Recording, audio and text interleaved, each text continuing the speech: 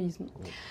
Imposez-vous des délais concrets pour le vaincre complètement et comment voyez-vous la future aide de la Russie en ce qui concerne ceci, l'un des axes principaux du partenariat russo-burkinabé?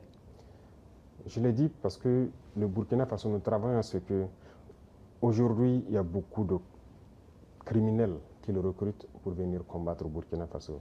Ce n'est pas du terrorisme, je ne sais pas comment qualifier ça, c'est de la criminalité. Ce sont des bandits qui ont été armés par les impérialistes pour nous déstabiliser, pour nous maintenir dans la guerre permanente et nous exploiter.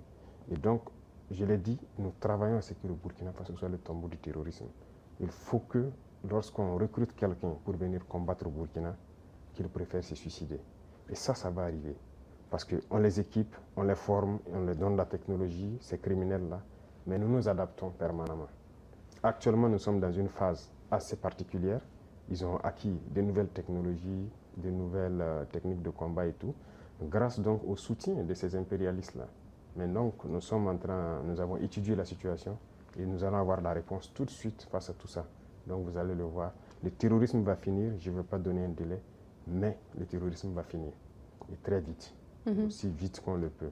Et la Russie, tout ce que nous demandons, c'est surtout l'apport, je dirais, intellectuel. Voilà, aider à former intellectuellement sur notre industrie militaire qu'on devait développer et aider à former les jeunes gens sur tout ce que nous pouvons développer pour faire face à cette guerre-là. C'est cette partie qui nous intéresse le plus. Et plus concrètement, quel matériau, peut-être quel équipement vous intéresse le plus? Déjà, je peux dire merci parce que la Russie fait partie de l'un de ces rares pays dans ce monde-là qui a pris du matériel militaire venir nous donner pour faire la guerre. Donc ça, c'est significatif. À part la Russie et la Chine, il n'y a pas personne, sinon même pire. Ailleurs, on veut payer, même on refuse de nous vendre. Mais là, ils ont compris qu'on est en guerre. La Russie aussi mène son opération spéciale. On sait que ce n'est pas facile. Mais si dans ça, ils ont pu prendre du matériel, venir donner au Burkina Faso, je pense que c'est déjà très important.